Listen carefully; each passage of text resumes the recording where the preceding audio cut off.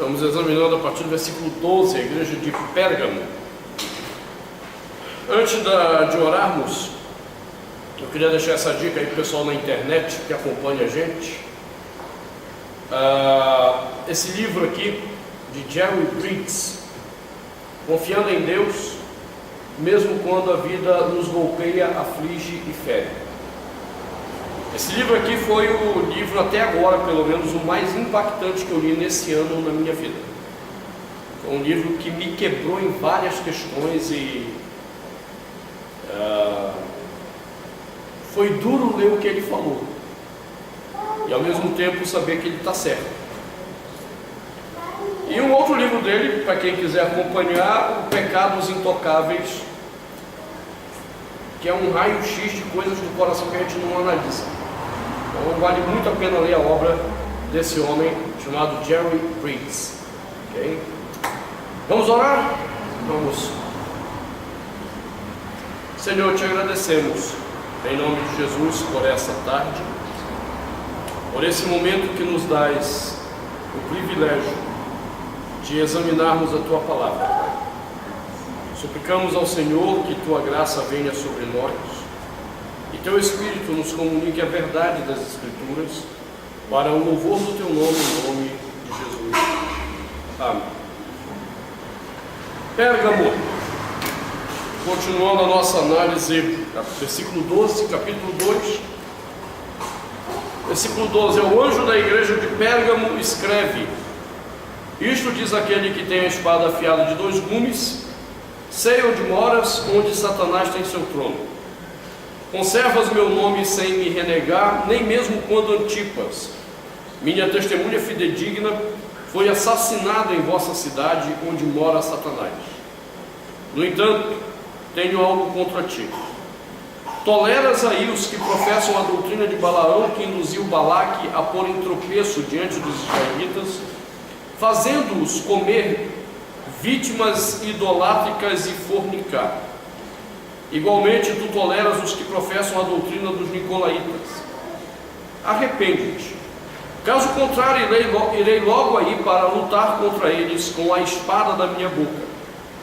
Quem tem ouvidos ouça o que diz o Espírito às igrejas.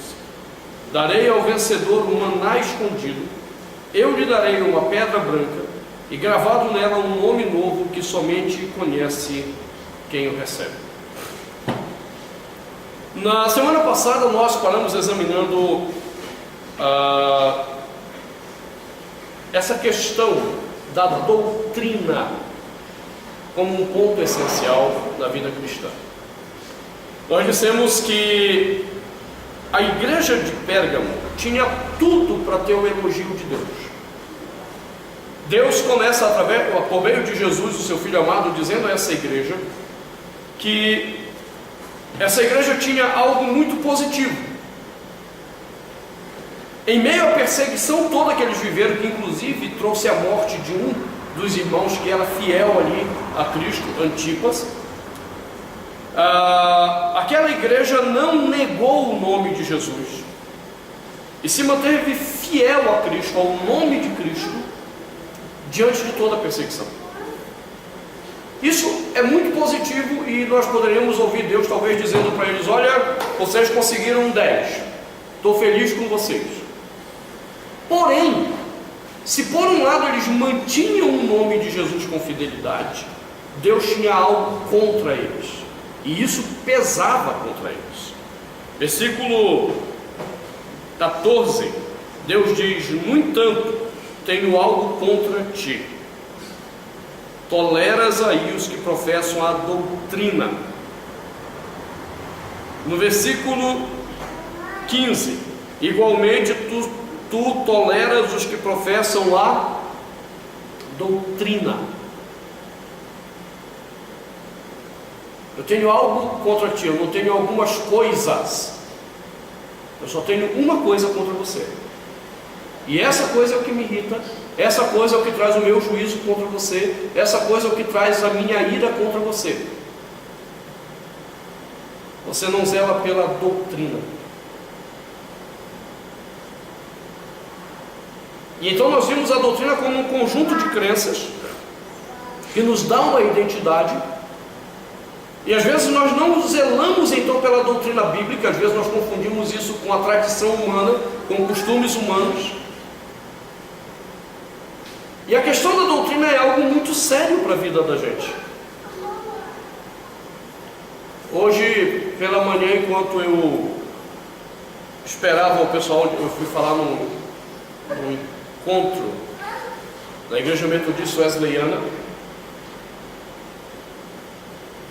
Enquanto eu aguardava no estacionamento ali do Hospital da Samambaia, eu estava lendo um livro do John MacArthur, Deus face a face com a sua majestade.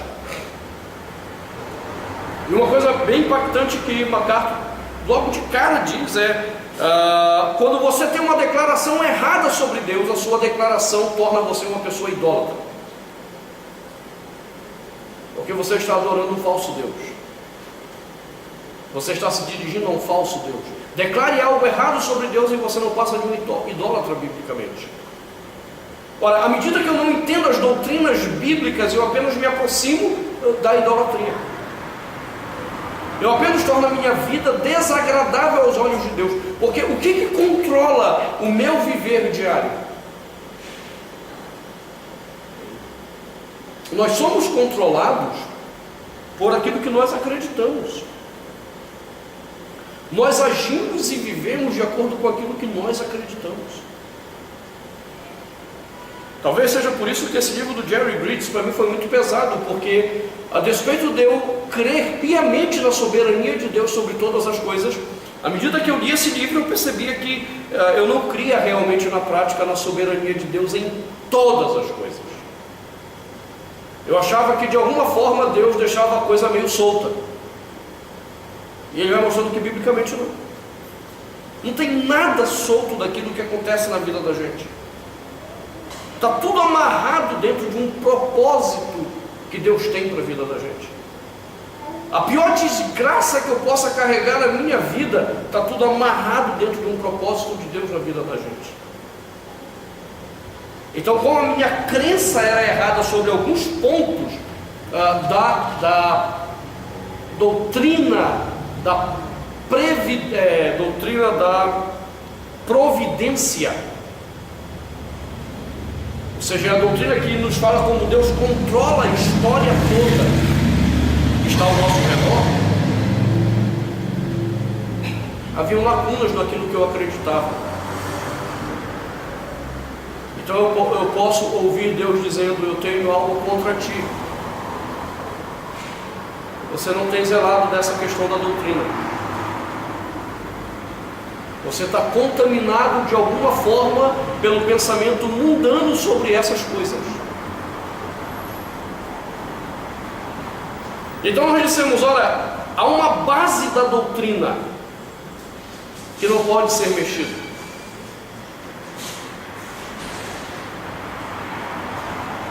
Jesus Cristo é o Senhor da igreja. Jesus Cristo é o Senhor da história. Isso significa que Ele controla todas as coisas e exige de nós a obediência de todas as coisas. Por que esses irmãos de Pérgamo estavam dispostos até a morrer por Cristo? Porque eles entendiam que o Senhor da história era Cristo. Se a perseguição trouxesse a eles a morte, o Senhor da história era Cristo. E se eles tinham que morrer, é porque o Senhor da história queria que eles morressem pela sua fé. Diga. Então, o jeito que você falou aí, até o pecado nosso está amarrado com isso aí. O pecado, ele faz parte de todo o plano de Deus. Então, ele só não é executado por Deus. Então, dependendo do pecado, é porque ele permitiu o pecado. Claro. Faz com o conjunto de propósito dele. É isso que sim. Algumas pessoas às vezes falam do pecado de Adão como se Deus fosse pego de surpresa com o pecado de Adão. É exatamente. Esqueci de desligar aqui o celular.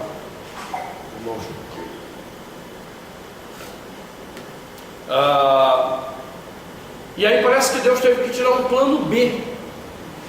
Puxa vida, fiz um mundo perfeito, dei tudo para Adão. Aí Adão chega lá e faz esse negócio comigo. Ou como diria o Weber Campos, né? Alguns pensam que quando Adão pecou, Deus gritou desesperado: ai meu eu do céu, e agora? Já que não tinha ninguém para recorrer, ai meu eu do céu. Às vezes já sabia. Claro, a Bíblia diz que nós fomos escolhidos pelo Senhor antes da fundação do mundo. Se nós fomos escolhidos pelo Senhor antes da fundação do mundo, Deus já sabia do pecado. Deus não só sabia do pecado, Ele tem o pecado como parte ativa do projeto dele. Ele usa o pecado para executar o seu projeto. Do mesmo jeito que Satanás não é um opositor a Deus. É um agente todo seu. Satanás é apenas um agente que Deus usa para executar os seus propósitos. Tudo está no controle dele. Absolutamente tudo. Torna completamente inútil essas batalhas espirituais, né, contra Satanás e seus demônios. A batalha espiritual, ela é uma coisa real, enquanto eu entendo que a questão é pela vida e o coração pecaminoso do homem, e não por causa de Satanás. Daí porque não adianta eu chegar e expulsar o demônio de uma pessoa, isso não resolve o problema. Você vai estar lá endemoniado, sai capeta, sai não sei legião, sai Exu caveira, sai Exu não sei da... e sai. Nós não estamos dizendo que isso não acontece. Sai. Aí quando for na outra sexta-feira está lá a mesma pessoa, sai de novo todos os capetas. Você vai e volta, né? Chega até um momento que talvez até o próprio exorcista cansado já diga: olha, pelo amor de Deus, sai em ordem alfabética logo todos os demônios, que é para não perder tempo citando todos os que tem lá. Não resolve. É aqui que está o erro da batalha espiritual. Ela quer tirar o demônio como se o demônio fosse o problema. Não, o demônio é apenas o executor daquilo, do mal que opera na vida da pessoa. Por isso Jesus disse que não adianta tirar o demônio do coração da pessoa, ou da vida da pessoa, porque esse demônio vai sair, ele vai ter dificuldade para encontrar outro lugar, porque demônio não entra fácil na vida dos homens. Esse é outro erro que as pessoas têm na cabeça. Jesus diz que ele fica lá perambulando, procurando algum lugar para descansar e não encontra. Aí ele de repente olha para trás e vê de onde ele saiu, e vê que de onde ele saiu não tem nada, está vazio ainda. Bom, como ele já sabe o caminho para aquela pessoa, ele volta. E aí como ele vê os companheiros indo lá meio desesperados, sem ter para onde ir também, ele chama mais 7, vem comigo, tem um lugarzinho para a gente. E aí eles fazem um loteamento na vida da pessoa. Adiantou expulsar o demônio? Não. Porque a batalha espiritual está pelo coração e aquilo que controla o coração dessa pessoa. Qual é a verdade que controla a sua vida? Isso nós chamamos de doutrina. Qual é a doutrina que controla o seu coração? Quem entenda seu coração sempre vai querer fazer o que não presta. Todo santo dia seu coração vai querer fazer algo errado. E o que controla o seu coração para que ele não faça?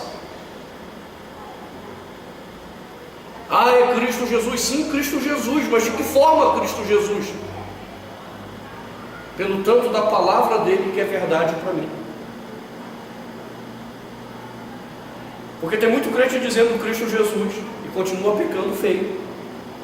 E a única explicação é porque esse Cristo Jesus não é conhecido pela palavra dele que se tornou verdade para nós. A verdade de Cristo é relativa para nós. Tudo é relativo. Aí entra aquela questão: ah, pastor, mas isso é muito radical. Ué, qualquer crença que você queira assumir na sua vida será radical. A partir do momento que você acredita em alguma coisa, isso é radicalismo. Você só não será radical se você não acreditar em nada profundamente. Se você for superficial em tudo, então realmente você será relativo. É verdade. Isso me lembra aquele cara do Jô Soares. Vocês lembram que tem um personagem do Jô Soares? Eu não lembro, eu acho que era Saldanha. Não lembro direito o nome do personagem. Aí tinham dois amigos brigando, porque um dizia uma coisa, outro dizia uma coisa. Aí eles queriam uma terceira pessoa para dizer quem estava certo. Eles chamavam o Saldanha. Ainda bem que você chegou: olha, eu estou dizendo que está brigando aqui por causa disso, disso, disso. E a gente queria ouvir uma outra opinião, para saber quem que está certo. Eu estou dizendo aqui para o meu amigo assim, assim, assim, assim, assim. Aí o cara colocava todo o argumento dele. O que você acha? Ele disse: veja bem. Aí o outro: não, mas pera bem, você tem que considerar ainda isso, isso, isso, isso, isso. Aí ele olhava para o outro cara e: você tirou daqui.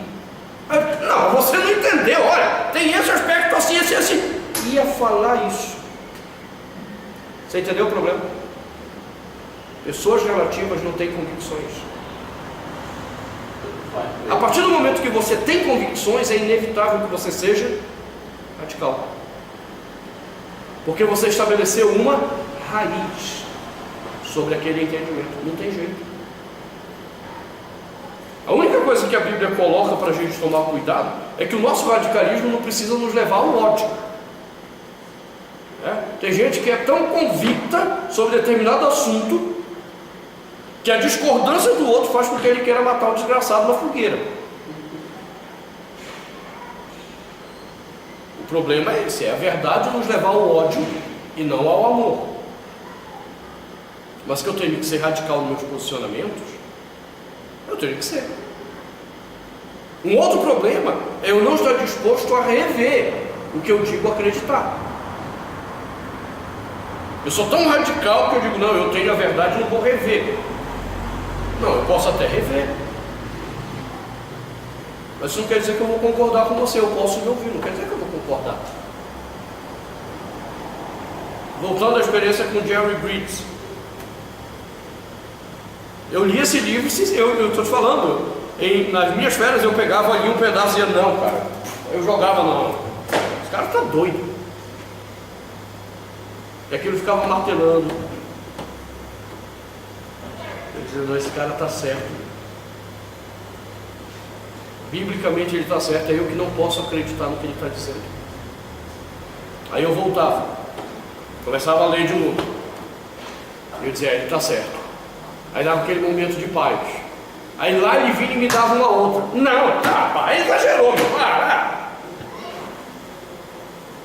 Aí eu ficava: o cara está certo. Volta. Está certo. Eu tenho convicções, só não posso também estar fechado. Eu tenho que me permitir estar sempre avaliando, porque as minhas convicções podem estar erradas. Esse é o problema. Agora, se você conseguir equilibrar isso: eu tenho convicções, nem por isso eu quero matar você porque pensa diferente de mim, e nem por isso eu estou fechado a ponto de não querer ler o oposto, olha. Mas eu tenho que saber em que eu creio. É por isso o problema de Deus com Pérgamo. Beleza, vocês estão aí defendendo o meu nome, estão morrendo pelo meu nome, mas a doutrina essencial do senhorio de Jesus em todas as coisas, eu não vejo na vida de vocês. Vocês continuam sendo guiados pelo que vocês acreditam, não pelo que a minha palavra ensina. Vocês continuam sendo guiados pelo que seus corações querem, não pelo que a minha palavra ensina.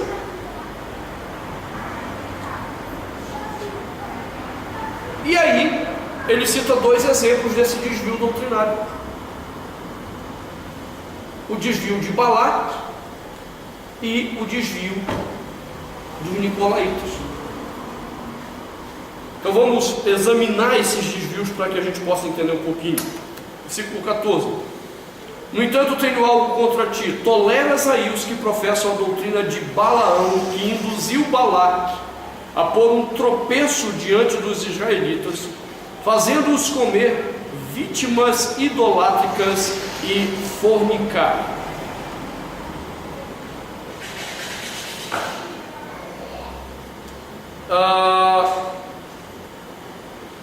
Números. Pega a sua Bíblia, por favor. Números 25.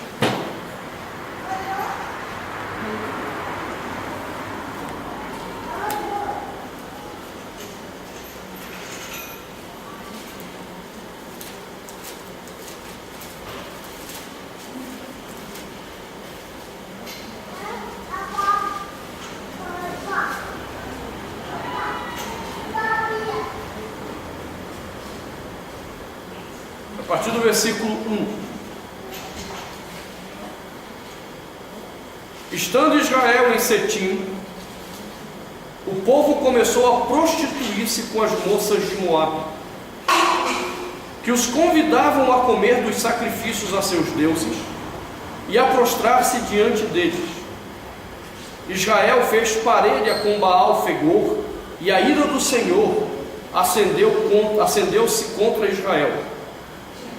O Senhor disse a Moisés: pega os responsáveis do povo e empala-os diante do Senhor em pleno dia, e a ira do Senhor se apartará de Israel. Moisés disse aos governadores de Israel: cada um de vós mate os seus que fizeram parelha com Baal-Fegor. Segundo a interpretação rabínica, o cara que instigou isso aqui foi Balaão. O mesmo Balaão do capítulo 22 de Números. A história lá da mula. O cara não aprendeu. Deus faz a mula falar e o desgraçado não aprende. E agora ele instiga Israel a amolecer os valores espirituais do seu coração. Primeiro, qual é o problema de vocês catarem as moças aí desse povo? Vocês não são eleitos mesmo? Esse era o problema de Israel em vários momentos. Israel já foi eleito de Deus, então qual é o problema de eu sair catando a mulherada? Deus tem uma aliança comigo. Eu posso fazer o que eu quiser. Deus tem uma aliança comigo. Eu chegar no sábado lá no tabernáculo, deserto, eles estão no tabernáculo ainda ao mesmo tempo, eu vou lá, ofereço meu sacrifício de pecado, está resolvido. E eles banalizaram o pecado e profanaram o perdão do Senhor. E aí a ira do Senhor, amigo, foi feia. Como foi que Deus mandou matar esses caras?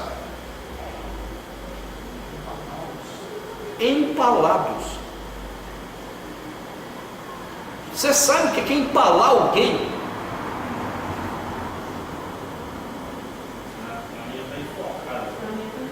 É!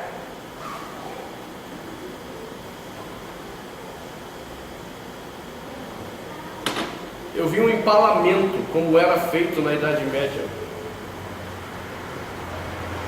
Isso era para manifestar a ira do Senhor. Porque eles banalizaram a doutrina da eleição, banalizaram a doutrina do perdão para se prostituir. E tudo isso abriu caminho para eles adorarem outros deuses.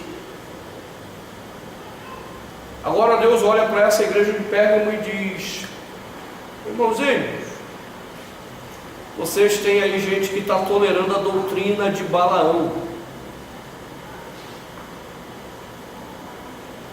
Vocês têm gente aí ensinando frouxidão na área sexual. Tem gente aí ensinando liberalismo sexual.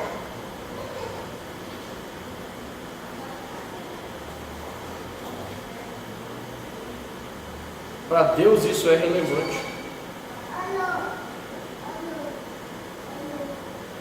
Esses dias eu estava conversando com uma pessoa no aconselhamento.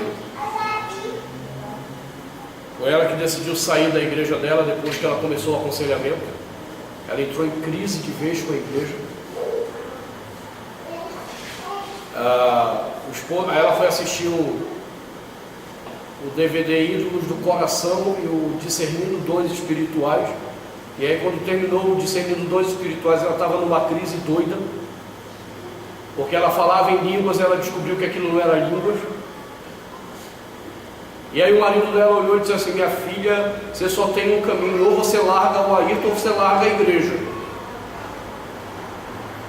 Aí ela decidiu largar a igreja. Aí veio para a igreja da Pedrinha Branca do Alex. Os símbolos da nossa igreja são muito fortes. E ela dizia: pastor, aí eu fui no domingo para comunicar ao pastor que eu estava deixando a igreja.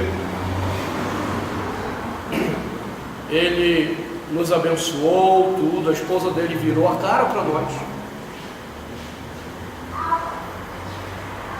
E uma outra irmã simplesmente passou a nos desprezar, que mora perto da casa dela. Ela disse: sabe o que é doido? É que essa irmã é a mesma que chegou um dia para mim e disse assim: olha, irmã, eu já conversei com minha filha, ela entrou aí na adolescência, com esse negócio de namorinho e tal. Eu disse: minha filha, dá para todo o teu namorado, que é para depois você não ter crise de consciência na hora que você casar com alguém, você já sabe, já experimentou mesmo.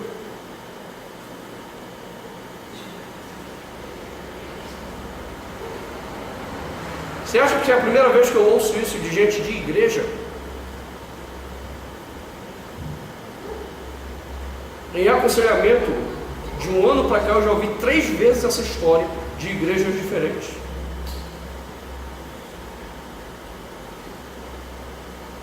Mães que estão ensinando suas filhas a serem promíscuas. Vai mesmo, dá mesmo. Experimenta os namorados que você tiver. O que é que Balaão ensinou? Só que era para os homens, né? Você vê como o negócio está doido, irmão. Antigamente os caras ensinavam os filhos a fazerem isso. Pegava, levava lá no prostíbulo, contratava a prostituta, né, para a primeira relação do filho. Agora são as mulheres. Agora o que é mais doido ainda é dentro da igreja. A mãe que diz que é crente está ensinando isso.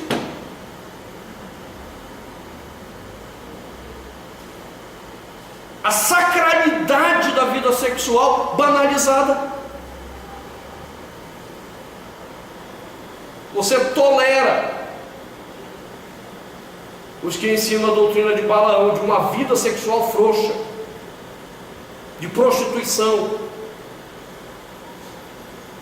Semana passada, mais uma do Caio Fábio. Aí manda um casal de namorados, que namora há 2 anos, uma cartinha para ele. Está lá no YouTube, pode procurar. Olha, a gente está namorando há 2 anos, a gente se ama, não sei o que e tal, mas ainda não dá para a gente casar, a gente também é muito novo, e já há um tempo que a gente está tendo vida sexual normal no nosso namoro. Isso é pecado.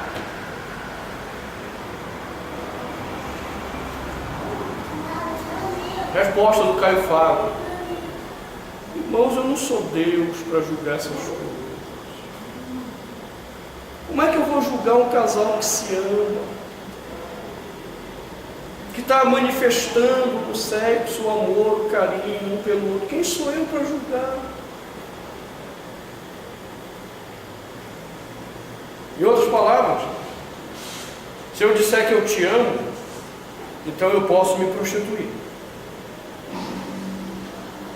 Enquanto que a Bíblia diz que a manifestação de que eu amo alguém não é o sexo, é o compromisso que eu tenho com essa pessoa. A manifestação visível do amor é o compromisso que eu tenho com a pessoa, não é o sexo.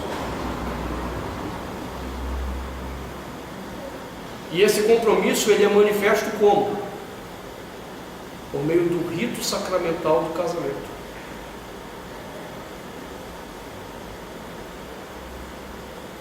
Quando eu estou disposto e assumo o compromisso do casamento. Então o sexo, ele é parte integrante do rito cumprido. Não, ele faz parte do rito. Giuliani, eu não assisti essa semana, mas eu assisti esse curso dele ano passado. Ele coloca isso de uma forma bem interessante.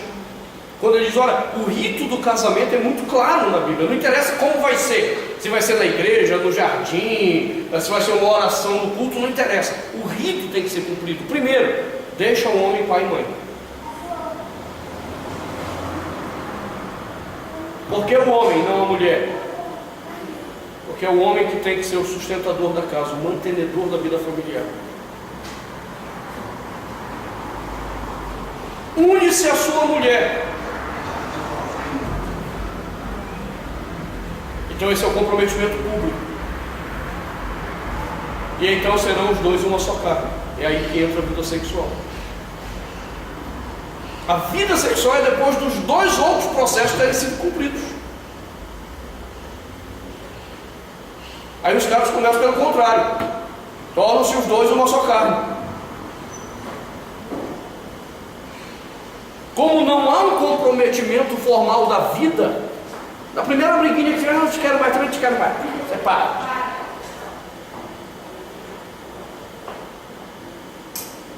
No nosso seminário de casais, no ano passado, vai fazer 2 anos agora, no carnaval do ano passado, eu já estava tratando desse assunto. Tinha um rapaz da igreja do Caio Fábio, com a esposa dele. E aí, quando Deus já se tratou desse assunto, a esposa assustou e disse assim: mas peraí, nós não somos casados. Desse jeito que o senhor está falando. Aí ele olhou assim: vocês estão só em promiscuidade. Acabou o casamento dos dois. Se deixa assim, o cara fica acabando com o casamento dos outros. Porque ela entendeu que aquilo era promiscuidade.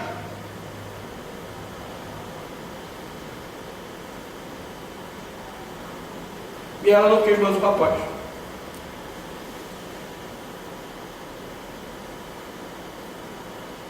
Frouxidão na área sexual doutrinária da igreja. Deus está dizendo: eu tenho contra você, Pérgamo. Você tolera os caras que ensinam a mesma coisa que Balaão. Sabe qual é a consequência disso? É que quando você afrouxa a sua vida moral, você vai cair num altar idólatra.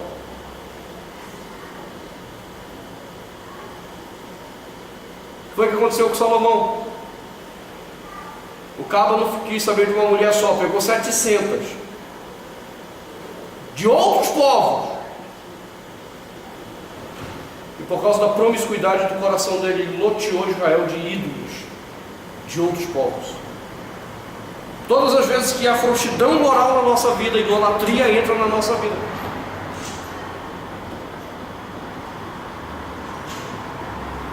Você entendeu qual é o problema dos irmãos de Pérgamo? Nós estamos dispostos a morrer por Jesus, mas a gente continua catando mais irmãzinhas por aqui.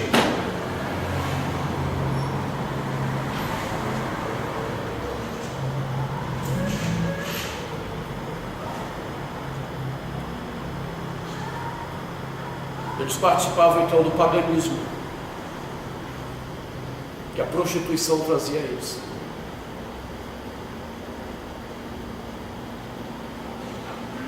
Por quê? Porque a doutrina não era sólida na vida deles.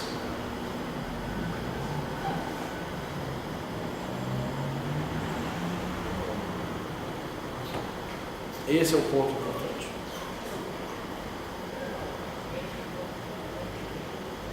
A gente não sabe mais nem o que é evangelho.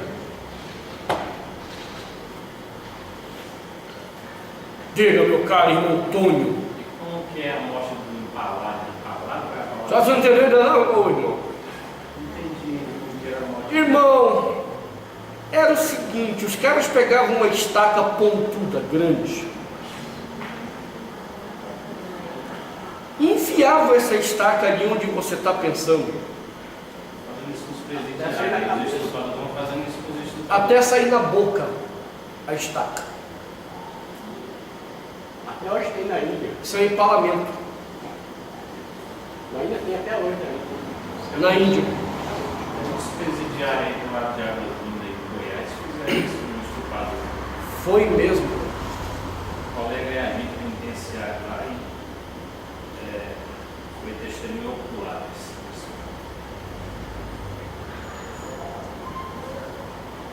É horrível, só de pensar é horrível. Eu vi, teve uma exposição que rodou o mundo sobre os instrumentos de tortura na Idade Média. E essa exposição chegou lá em Tietê, onde eu pastoreava. Eu fui levar meus alunos, rapaz, um aluno meu passou mal. E eu vou te falar, eu só não passei mal, que era para não dar a impressão de que eu era gay. Eu disse, não, parecia que não, eu sou homem, né, meu? Porque pensa num negócio terrível. Eu vi no ano passado. Você viu isso no ano passado? Cara, O lutador da Índia, a lei é. Pegou, já era.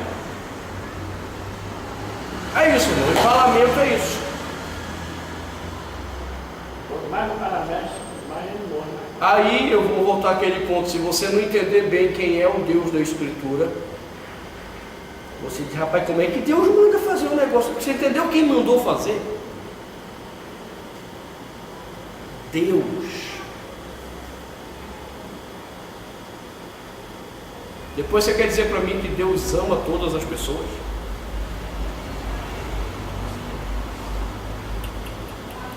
Ele, né? Exato, Ele ama quem Ele quer. E sobre os demais Ele apenas despeja a ira dele. E o texto diz que Ele mandou fazer isso para despejar a ira dele.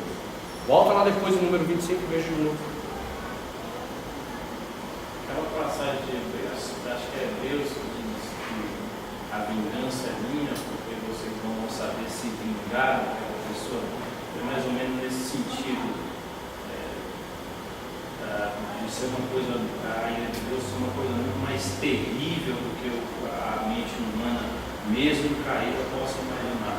A gente não consegue imaginar a ira de Deus, porque a gente pintou um Deus todo amoroso, bonzinho, fraquinho.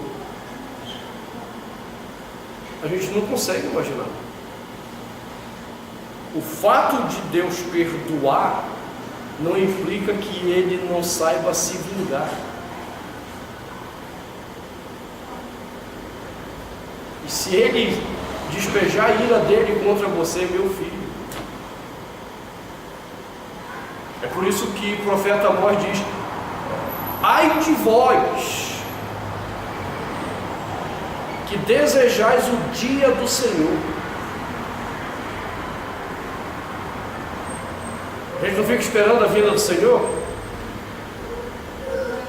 Ele diz, é dia de choro. A expressão hebraica para choro ali refere-se a um choro sofrido, com rangimento de dente.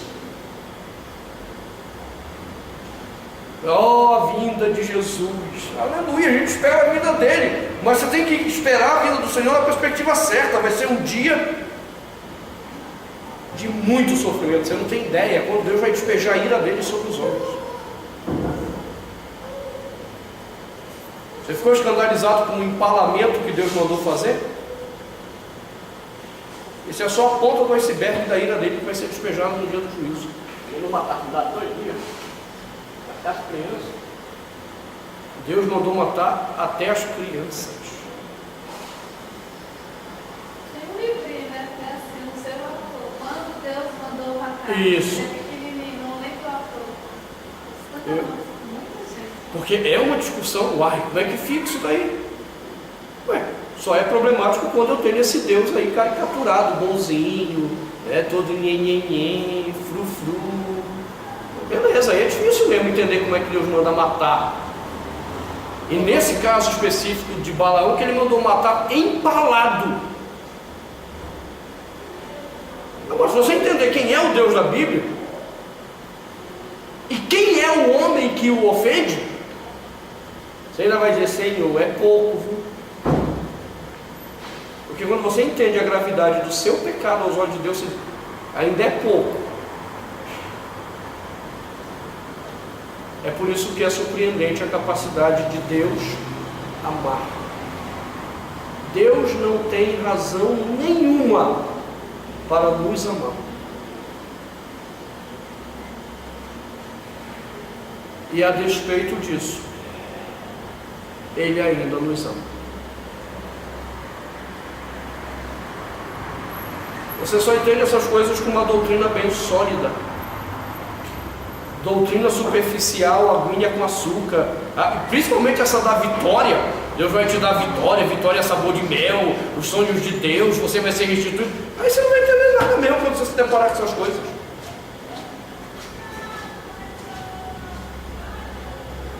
Muito bem, então esse é o primeiro problema. O problema daqueles que mantinham a doutrina de Balaão na igreja. Uma doutrina de imoralidade sexual e prostituição idolátrica.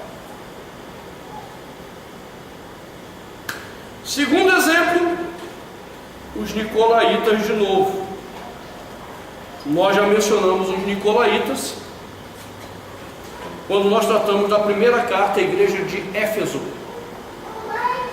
Então, nós não vamos repetir, caso você não tenha assistido essa aula sobre a igreja de Éfeso, está no YouTube, está gravado, veja lá. Semana que vem não teremos a escola dominical por causa do nosso cursilho.